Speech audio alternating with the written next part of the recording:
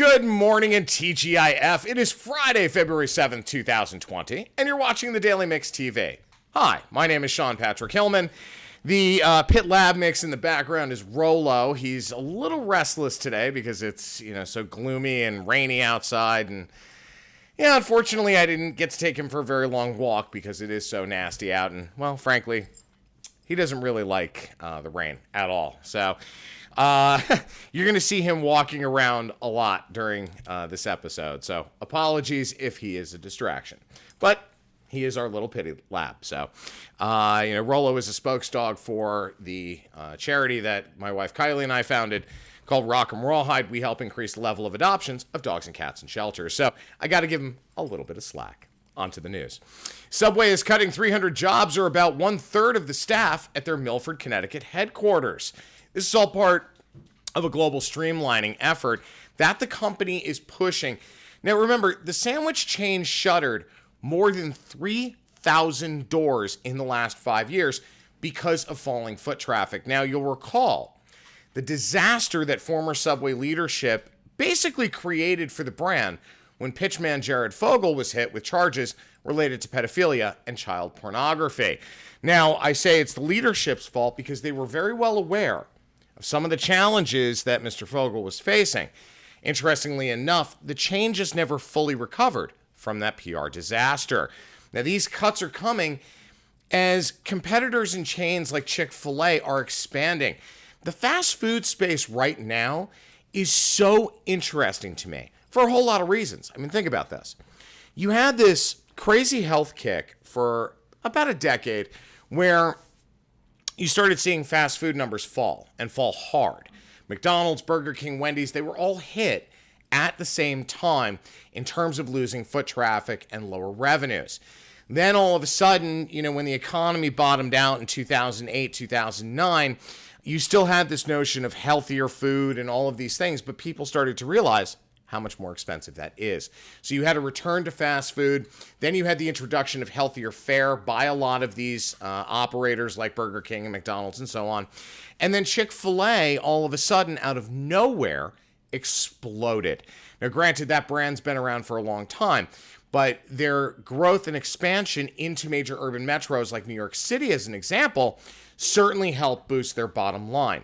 When I look at Subway and the challenges that they've had, because they were always the healthier alternative to places like McDonald's, unfortunately, that PR disaster completely eviscerated their chances to continue to stay at the top. So in a situation like that, where you're running up against a serious crisis communications issue, you really, really need to get all of your ducks in a row and come up with a battle plan that's going to address the concerns of the market.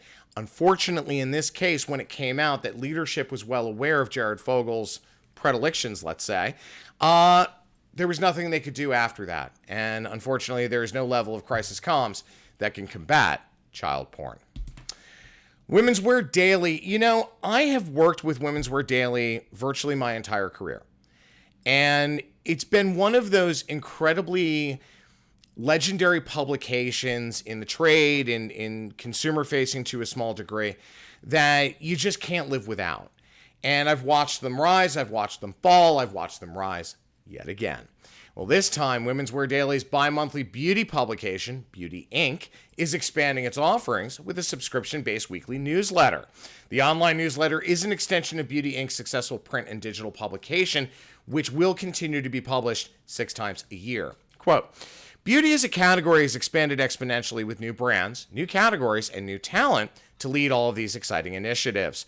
The launch of this newsletter is reflective of the growth of the industry itself, and we are excited for Beauty Inc. to dig deeper than ever before into the business." And that's Jenny Fine, who's the executive editor of Beauty at Women's Wear Daily and Beauty Inc.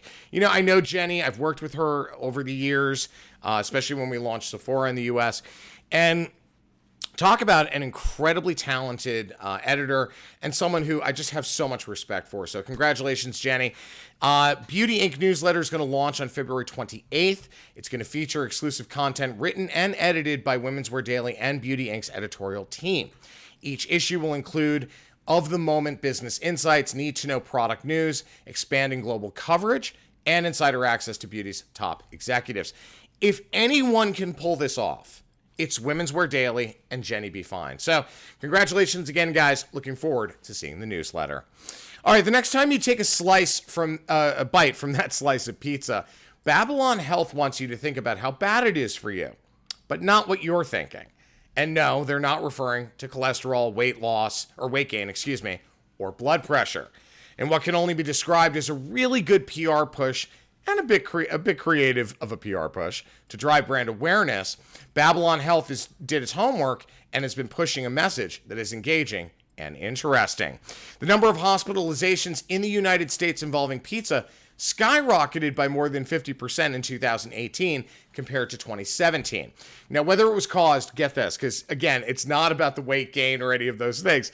Whether it's caused by falling upstairs while carrying a delivery or someone slashing a finger with a pizza cutter, there were no fewer than 3,800 visits to the ER 2 years ago related to pizza. That figure compares to 2,300 injuries in 2017. The statistics come from medical service provider Babylon Health in honor of National Pizza Day, which is this Sunday, February 9th. The 2018 figures mark the highest number of injuries since the company started counting them.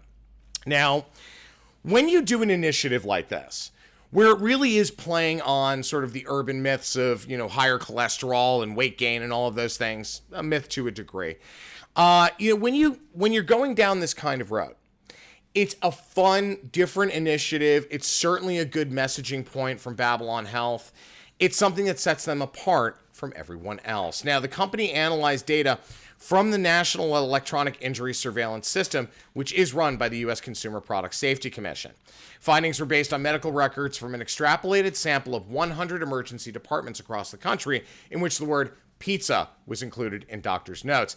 Now, the unfortunate pie-related cases in 2018 do include a 17-year-old man, I just can't even believe this, poking the roof of his mouth with a fork while eating pizza, an 18-year-old woman swallowing her tongue ring after feasting on a slice, and a 21-year-old woman preparing a pizza who slipped with a bread knife in her hand. Folks, pizza is dangerous. Be careful.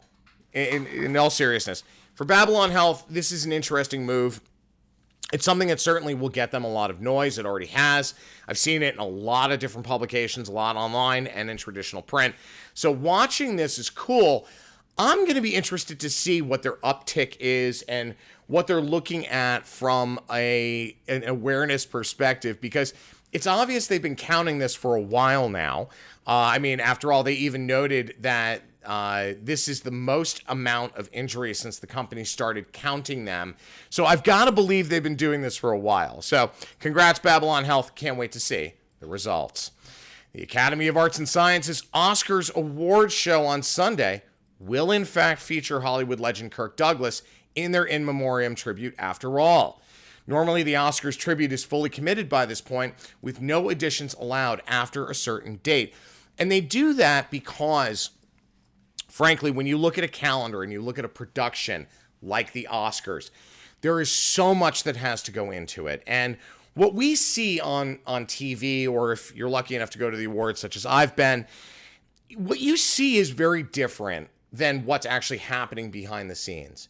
The amount of hours, the amount of work, the amount of research that goes into every single minute of an award show is very challenging.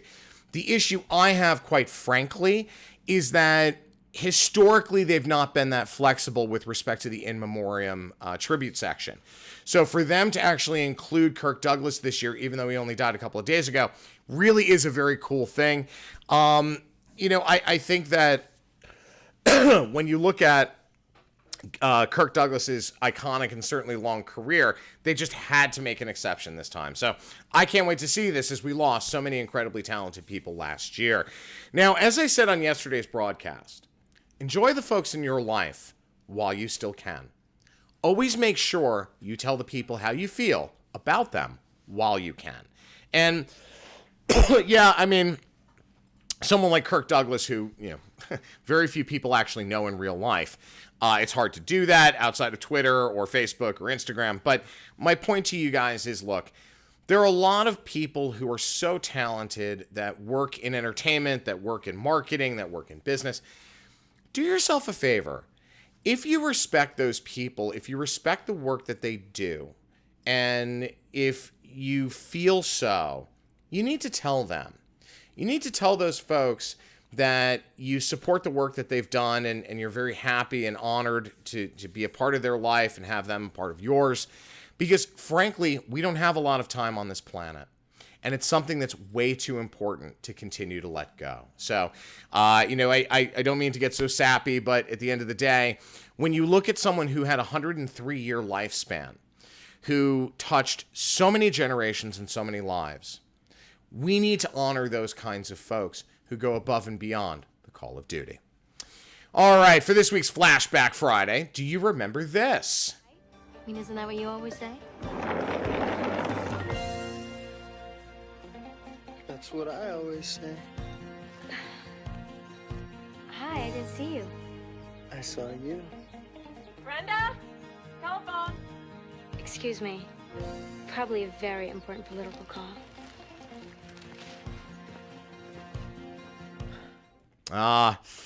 Any Gen Xer will remember that fateful moment when Dylan and Brenda met for the first time on Beverly Hills 90210. Now, sadly, this week, and why I bring this up, news came out that actress Shannon Doherty, who played Brenda, has stage 4 breast cancer.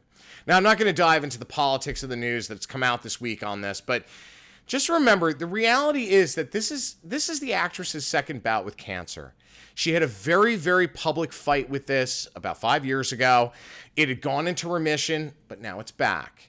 Now, remember, we lost actor Luke Perry last year, and I knew Luke. I've met most of the 90210 cast. I've worked with a number of them.